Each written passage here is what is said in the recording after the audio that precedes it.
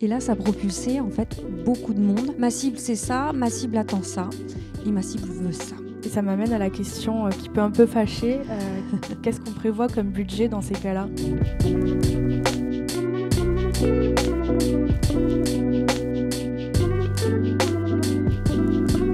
Bonsoir à tous. On se retrouve pour cette deuxième édition des Rencontres de la Transphonium avec Marion ce soir. On va parler d'un sujet qui est pas très connu mais qui est néanmoins très important, l'UX. Est-ce que Marion, déjà, tu pourrais te présenter ? Oui, bonjour à tous. Merci pour votre présence. Merci pour l'invitation de la part de la Mêlée.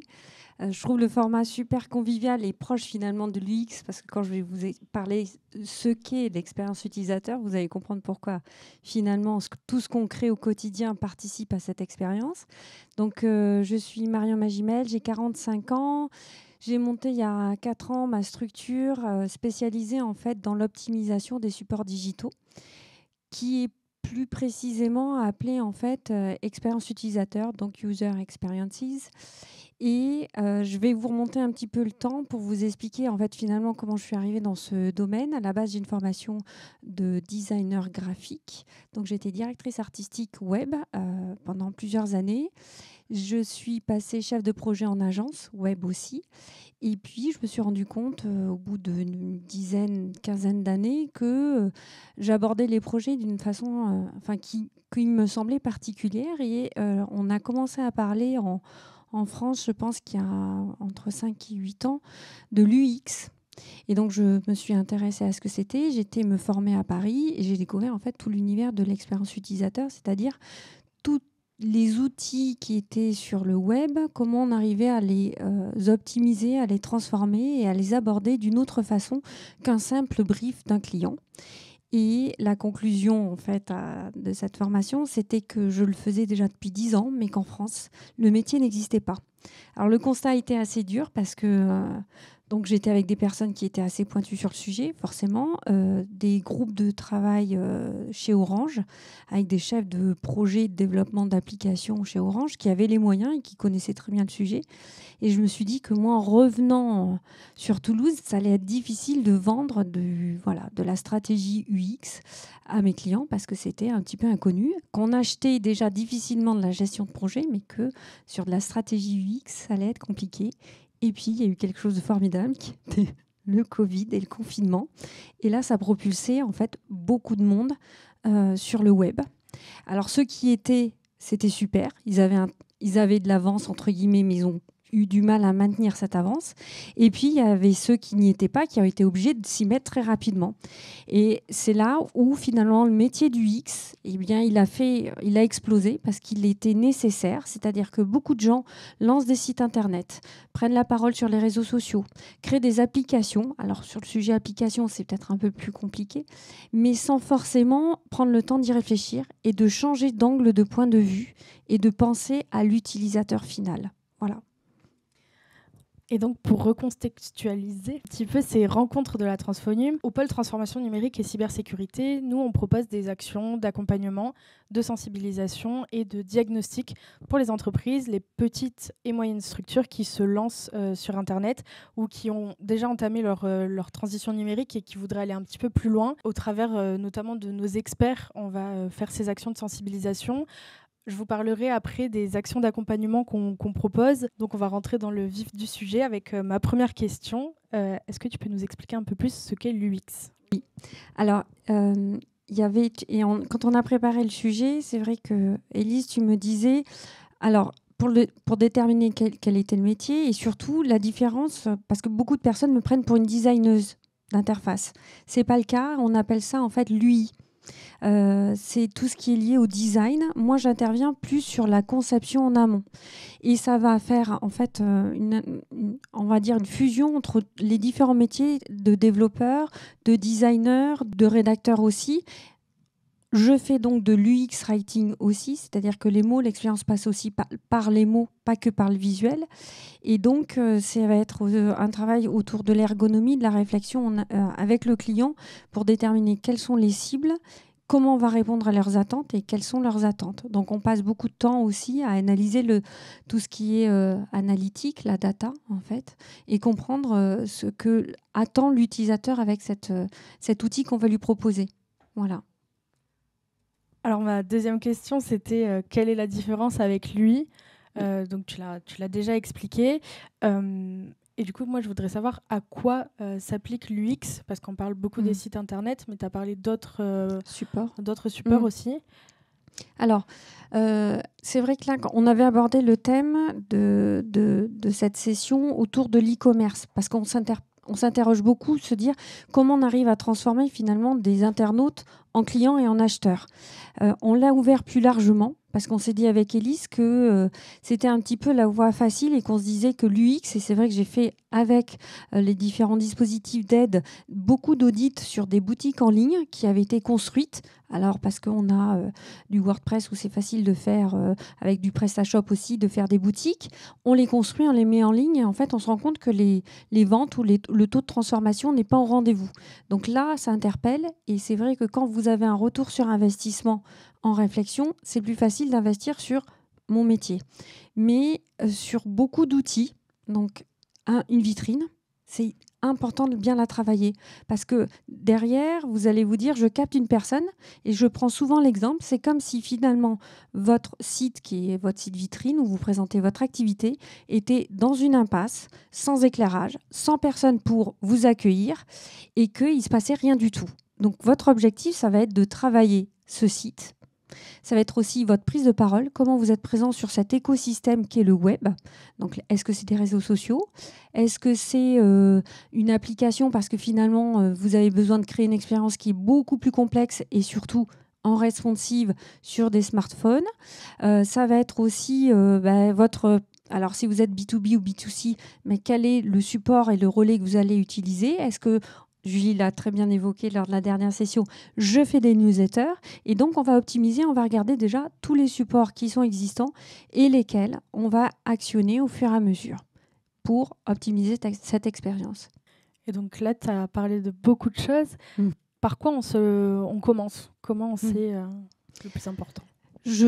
Moi, j'interviens personnellement plutôt sur une présence déjà existante. Alors, on a vraiment peu de clients qui ne sont pas sur le web. Donc, aujourd'hui, on étudie plutôt ce qui est la matière existante et je la trouve plus parlante. Ça évite de se retrouver un petit peu influencé par des clients qui disent « ma cible, c'est ça, ma cible attend ça et ma cible veut ça ». Et souvent, je les consulte pas, je fais ma propre expérience et je crée mon propre avis sur sa présence et sur ce que les gens vivent. Et du coup, quand moi j'aborde, alors j'ai une manière très particulière d'aborder les sujets. Je suis, pour la majorité de mes clients, leur utilisatrice, leur cliente. Que ça soit un chauffagiste, un chef étoilé, un bailleur social, j'ai vécu l'expérience de leur cible. Pour moi, c'est vraiment incontournable, sinon je ne vais pas arriver à les accompagner. Donc ce qui fait qu'aussi, je me ferme certains sujets. Par exemple, je ne pourrais jamais travailler dans l'univers pharmaceutique. Ça ne me parle pas et je ne vais pas être en capacité de vivre et de partager l'expérience que l'utilisateur va demain vivre de son côté. Donc c'est vrai que c'est contraignant, mais pour moi, ça permet d'être très enrichissant dans la relation que j'ai déjà avec mes clients et d'avoir ce jeu je parle beaucoup de jeu de rôle, de pouvoir me mettre à la place des utilisateurs et de la cible. Voilà. Je ne sais pas si ça répondait à ta question. Oui, après, j'imagine que tout dépend de la cible qu'on a, forcément. Oui. Et après, les priorités ne sont pas forcément les mêmes selon ce qu'on a déjà mis en place, ce qu'on souhaite mettre en place aussi, d'où la nécessité de se faire accompagner par un professionnel. Exactement. Et ça m'amène à la question qui peut un peu fâcher. Qu'est-ce qu'on prévoit comme budget dans ces cas-là ? Alors, je vais revenir un petit peu en arrière pour le budget parce que je trouve que c'est intéressant de se dire comment je vais mesurer en fait ce qui a été mis en place. Parce que quand on a une boutique en ligne, ça va être un chiffre d'affaires. Mais quand on a un site internet ou des réseaux sociaux, alors des réseaux sociaux, on va se dire c'est une croissance. C'est pas forcément ces leviers-là, enfin en tout cas ces KPI, donc ces indicateurs de performance qu'on va les voir. On va les voir surtout, on va mesurer la qualité de ce qui se passe. parce que vous allez investir dans de la production de contenu, dans de l'interface, dans du design, dans des mots, on va dire dans de la technique aussi, dans des fonctionnalités que vous allez rajouter.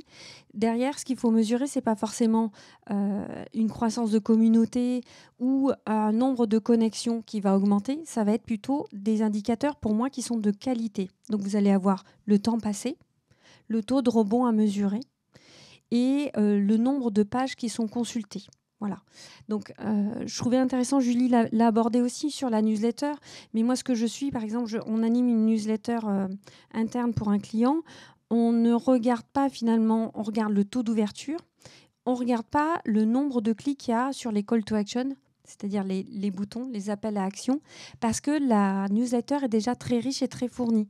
Donc, on va plutôt regarder le taux d'ouverture et la fidélisation, c'est-à-dire comment on arrive à augmenter le nombre de personnes qui consultent cette newsletter, qui pourtant est couplée à un blog interne. Voilà. Donc, il faut savoir aller chercher vos mesures et vos indicateurs là où il faut, et on le réfléchit. Et en fonction de cela, on construit des budgets ensemble. Mais le premier travail d'investissement, il est autour d'un audit. Moi, que j'appelle un audit UX, c'est-à-dire d'étude de votre écosystème. Donc, on va analyser votre présence sur tous les supports, là où vous êtes pas. Est-ce qu'il faudrait y aller ou pas? On va donc analyser aussi vos concurrents, comment ils y vont. Et on va aussi analyser des écosystèmes qui sont proches du vôtre, mais qui ne sont pas dans votre secteur d'activité, pour venir stimuler et sortir finalement des codes de votre marché. Ça, c'est important. Et on va coupler en fait tous ces éléments pour vous créer votre stratégie de prise de parole et donc l'expérience que vous allez proposer à vos utilisateurs. Et là, on va le construire par... alors, si c'est un site internet, une arborescence, des wireframes, des zonings et tout le wording qui va avec. C'est pour ça que je parle aussi du UX-writing. C'est les mots qui vont accompagner votre positionnement et votre présence.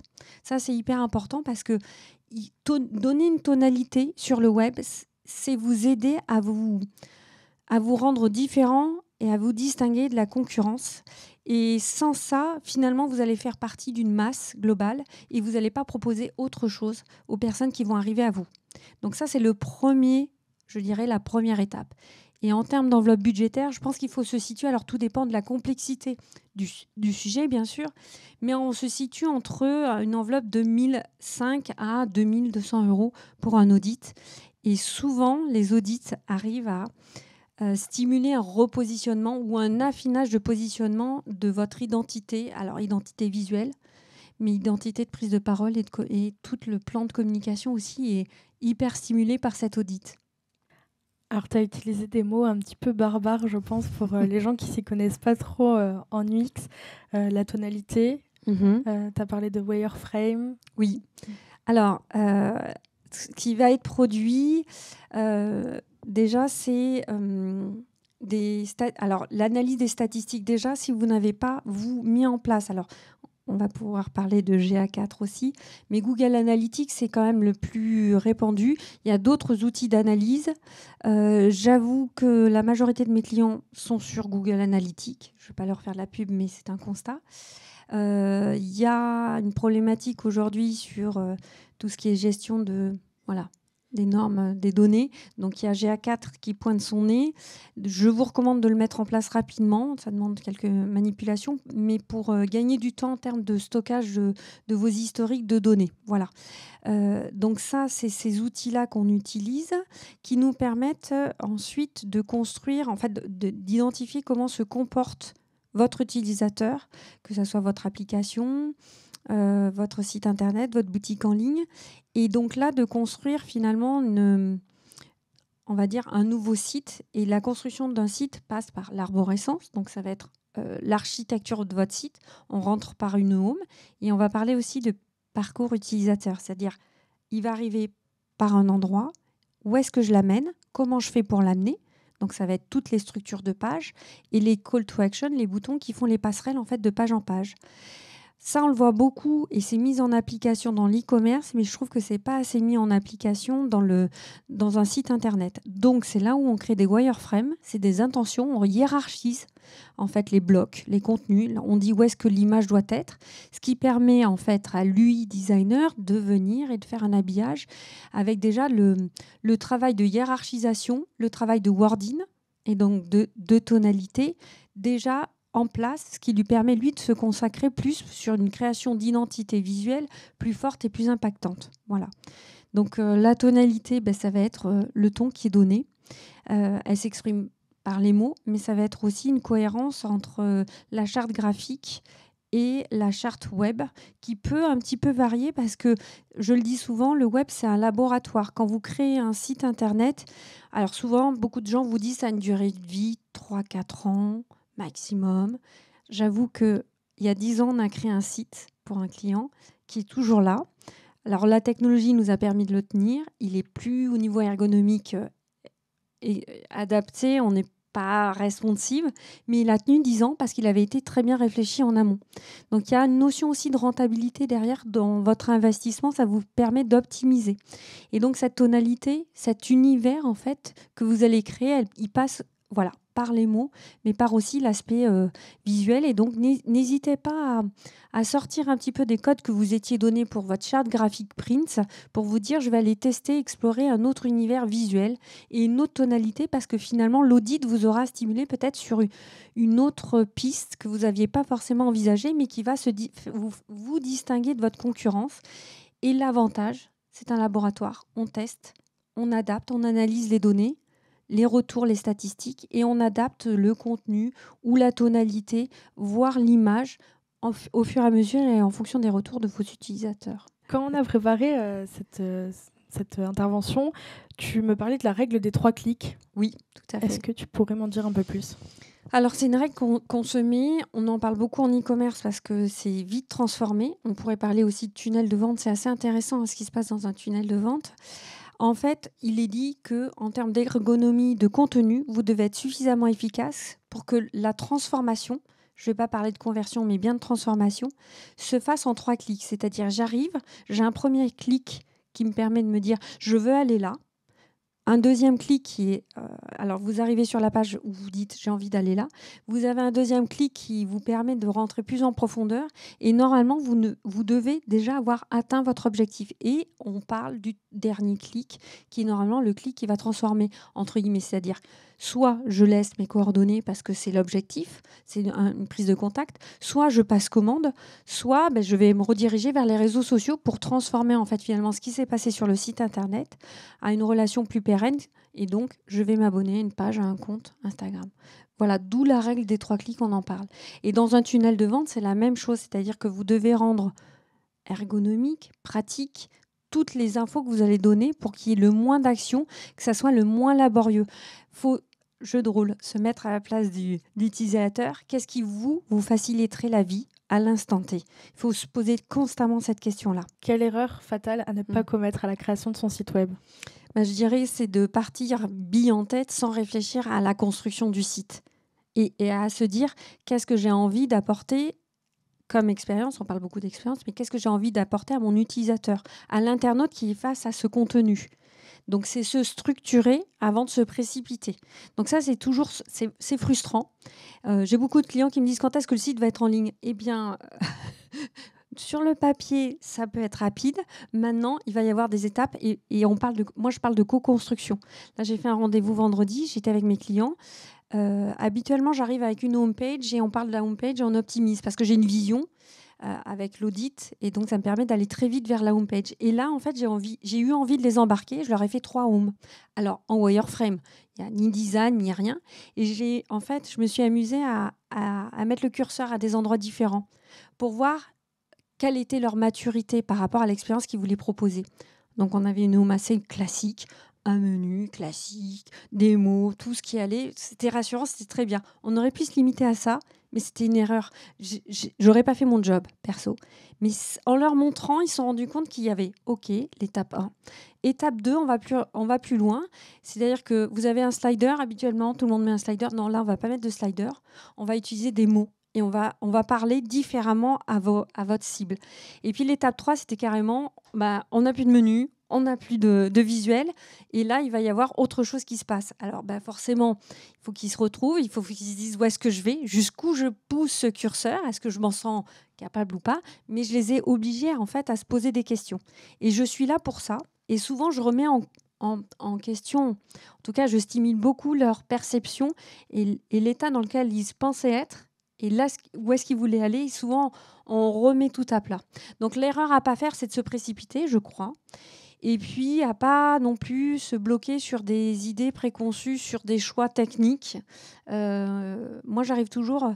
Ils me disent, oui, c'est possible WordPress. Tout est possible. Ça dépendra finalement de votre attente, de votre état, du niveau de sécurité que vous attendez aussi. Voilà, de plein de choses. Et derrière, de la capacité à entretenir un site. Parce qu'un site, ça doit être vivant. Donc, ça doit s'entretenir. Donc, il faut faire les bons choix en amont. Et j'en profite pour rebondir sur le niveau de sécurité. C'est quelque chose dont on ne parle pas assez. Et pourtant, en transformation numérique, on a ce volet aussi cybersécurité qui est très important. Et ça m'amène d'ailleurs au fait que le mois prochain, on organise une rencontre de la Transfonium sur la cybersécurité avec l'ANSSI. Voilà, je vous invite à y participer. Ce sera lors de la semaine de la transformation numérique. On a une journée qui est dédiée à la cybersécurité. C'est extrêmement important de le prendre en compte dans la conception de son site internet. On le voit, il y a des attaques sur site web qui sont extrêmement fréquentes et qui peuvent mettre vraiment en péril une entreprise. Donc voilà, je fais une petite parenthèse sur ça. Et ça m'amène aussi à ma question. Tu parlais de l'expérience. Donc je voulais rebondir sur ça aussi. Quand tu parles d'expérience, tu parles de quoi exactement ? Alors, je vais rebondir sur le côté sécurité, et je trouve, et puis RGPD, tout ce qui est normes, parce que c'est important de le prendre en compte. En termes de sécurité, moi, je vois souvent des erreurs. Alors, dans mon accompagnement, j'éveille beaucoup à ce sujet. Alors, quand on a un site classique, vitrine, on se dit sécurité, j'ai pas grand-chose à appliquer. En fait, je dirais le côté malveillant peut arriver de différentes manières. Moi, je recommande souvent à mes clients, quand il y a des noms de domaine, d'acheter les déclinaisons du nom de domaine. On appelle ça du cyber-squatting, c'est-à-dire que vous avez un concurrent qui a envie de vous embêter. Il va acheter un nom de domaine très proche du vôtre. Il va récupérer en fait une partie de trafic. Il va aussi vous pénaliser en termes de référencement naturel. Donc, il faut penser à ce niveau-là. Donc, c'est vrai que la cybersécurité, c'est pas que des attaques finalement de données, c'est aussi des attaques malveillantes. Donc, il faut que vous pensiez à un ensemble de choses. On voit aussi en termes de sécurité des utilisations, alors non optimiser des mots de passe, mais vous êtes sur WordPress. WordPress, il a des failles de sécurité qui sont nombreuses, donc ça demande des mises à jour, donc de la maintenance. Quand j'ai un client qui me dit « moi, c'est WordPress parce que c'est plus facile à prendre en main », super. Mais par contre, il y aura un contrat derrière de maintenance qu'il faudra penser à mettre en place, avec moi ou pas avec moi, ou avec mon équipe technique ou pas. Mais en tout cas, il faudra consacrer un budget là-dessus et faire aussi des choix. C'est-à-dire, souvent, on raccroche des plugins. Alors, des plugins, c'est des extensions pour des fonctionnalités. Et on fait l'erreur souvent de prendre une gratuite, une qui a l'air très cool. Et au bout de 6 mois, 1 an, il n'y a plus de mise à jour. Et souvent, ça vous met en défaut sur WordPress, c'est-à-dire que vous ne pouvez plus évoluer. Vous avez investi dans une fonctionnalité qui ne va plus pouvoir évoluer avec la version de WordPress. Et donc là, vous vous retrouvez bloqué avec un site obsolète, ou alors vous prenez la décision de ne plus mettre à jour. Et donc là, faille de sécurité. Et autre niveau, c'est les mots de passe, la gestion de vos mots de passe. Moi, je le recommande souvent à mes clients, c'est d'investir dans un gestionnaire de mots de passe pour avoir pas un mot de passe unique, pas un mot de passe trop facile, parce que là, en ce moment, c'est des attaques sur des prises en fait on va dire des détournements d'identité sur les réseaux sociaux, c'est-à-dire qu'on vous vole vos comptes. Et là, c'est très compliqué parce que Instagram ou Facebook, en fait, ils sont vos abonnés absents et vous n'êtes pas du tout à ça. Donc, ça vous demande d'être vigilant sur la gestion, à qui vous transmettez les codes, changer les codes. Donc, je fais aussi de l'éveil à ce niveau-là. C'est pour ça que je rebondis sur la cybersécurité, c'est qu'elle est à tout niveau et qu'il faut en avoir conscience. Et bon, Julie en a parlé aussi sur la gestion des données, mais RGPD, aussi un site, c'est penser à ces niveaux-là, c'est-à-dire qu'est-ce que vous allez mettre en place comme gestion de vos cookies pour que ça soit le moins pénalisant en termes d'expérience utilisateur, surtout que quand on parle d'expérience utilisateur, c'est la captation des données. Et si d'emblée, votre cible répond non, je ne veux pas des cookies parce que c'est mal fait de votre côté, ou parce que le vocabulaire utilisé est crispant ou c'est celui de base fourni par le plugin du cookie, en fait, vous allez perdre des données et vous n'allez pas pouvoir optimiser votre site ou vos outils. Donc, l'expérience va être amoindrie. Tu as encore utilisé un mot un peu barbare. Qu'est-ce que c'est les cookies ? Alors là, ouais, merci. Donc les cookies, c'est la CNIL qui est notre modérateur et notre gestionnaire on va dire de gestion de sécurité des règles de respect. Il y a eu pas mal de dérives sur l'utilisation en fait intrusive de publicité parce qu'on arrivait à capter qui vous étiez, ce que vous faisiez, où est-ce que vous alliez. Donc aujourd'hui, il est sécurisé, c'est-à-dire qu'on demande votre consentement. L'utilisation des cookies, c'est ce qui vient se greffer et donc capter quand vous êtes sur un site, ce que vous faites. Il y a différents niveaux. Nous, dans notre métier, on est vraiment pollué par cette mise en place parce que finalement, Google Analytics pouvait être anonyme. Moi, ça ne m'intéressait pas que vous soyez un homme ou une femme, que vous ayez 30 ou 40 ans. Ce qui m'intéressait, c'était de voir comment vous réagissiez à mon contenu que je mettais sur le site ou comment j'avais construit un site. Aujourd'hui, ça devient de plus en plus difficile parce que c'est couplé avec ces cookies publicitaires qui viennent vous proposer des chaussures parce que vous avez été voir des chaussures sur un site et qu'après vous êtes constamment harcelé par des chaussures trop moches parce qu'ils n'ont pas compris ce que vous recherchez vraiment, mais c'est pas grave, on vous balance de la pub de chaussures. Donc c'est vrai que ça devient aujourd'hui compliqué et que moi je travaille beaucoup sur comment on amène ce choix des cookies pour que ça soit fait et qu'on puisse distinguer les deux. C'est-à-dire qu'il y a les bons cookies et les méchants cookies, entre guillemets, en tout cas, les bonnes acceptations et les méchantes acceptations. Est-ce que tu pourrais me donner des exemples d'UX qui t'ont semblé pas mal, comme la dernière fois, on avait parlé des newsletters qui étaient sympas. Là, j'aimerais bien avoir un peu des exemples d'UX. Alors, je trouve qu'aujourd'hui, en termes de ce qu'il faut suivre comme site, ce qui est pointu, on va parler de pure player. Alors, qu'est-ce qu'un pure player ? Un mot barbare. Ça va être des acteurs qui sont 100% en ligne. C'est-à-dire que ça va être souvent dans des services. Parce que ça veut dire que vous n'avez pas de lieu pour recevoir les gens, que vous n'avez pas d'agents qui répondent au téléphone, que tout est dématérialisé. Et là, vous avez intérêt d'être parfait en termes d'expérience utilisateur. Donc là, moi, j'ai 2 très bons exemples. Et encore le premier, c'est Alan, c'est une mutuelle en ligne où tout est... En fait, ils sont dématérialisés. Je vous dirais presque comme Boursorama, mais Boursorama, ils sont très mauvais. Ce n'est pas un bon exemple. Alan, c'est super ce qui se passe. Il vous prend par la main, en fait, ce site. Il vous amène. C'est à la fois ludique, mais très bien construit. L'optimisation en responsive. Amusez-vous toujours à voir, si vous avez un coup de cœur sur un site, comment il réagit sur un smartphone.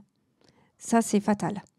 Et ensuite, il y a Conto, qui est aussi un service financier dématérialisé pour les indépendants. Donc, il y a des cibles aussi qui font qu'on va être plus pointu dans l'expérience utilisateur, dans l'univers UX. Donc ça, c'est 2 sites que je trouve super bien faits, qui recrutent beaucoup en plus du UX et du UX Writer pour produire du contenu et faire vivre une expérience qui est complète en fait. Donc ça, voilà, si vous avez le temps, si vous ne les connaissez pas, je vous invite à les consulter, ils sont très chouettes. Mais écoute, moi j'irai voir ça parce que je ne les connaissais pas, donc c'est l'occasion. Alors, l'inbound marketing, donc tout ce qui est automatisation, j'irai, c'est comme là en ce moment, j'expérimente beaucoup. Alors, ça fait sourire quelqu'un dans la salle. ChatGPT, qui est super. Super. C'est en fait tout est à tester et à expérimenter. Pour se prononcer si c'est bien ou pas, ça dépendra des attentes et de la maturité du client que je vais avoir en face. Il y a des avantages, moi je trouve. Pareil sur l'intelligence artificielle, il y a énormément d'avantages. Se dire que c'est la mort des rédacteurs, la mort de mon métier, une partie de mon métier en tout cas, possible ou pas, en tout cas de ne pas le prendre en compte, c'est de prendre en fait un retard. Et c'est vrai que quand on fait de l'UX, c'est avoir toujours un train d'avance. Et d'être sur le web, d'être bien sur le web, c'est d'être en veille et donc de pouvoir tester tous ces outils qui vous sont proposés. Donc je dirais que moi j'y vois l'intérêt, mais quand c'est adapté à la cible et à la demande du client et quand ça sera utilisable derrière, parce que si j'interviens et que je préconise quelque chose qui ne sera pas utilisé ensuite par le client ou par les équipes du client, ça sert à rien.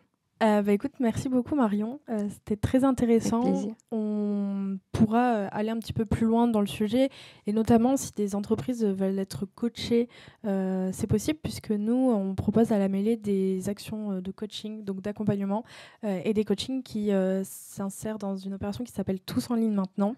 C'est 100% financé par BPI France pour les entreprises qui ont plus de 2 ans d'existence et qui ont réalisé plus de 15 000 € de chiffre d'affaires.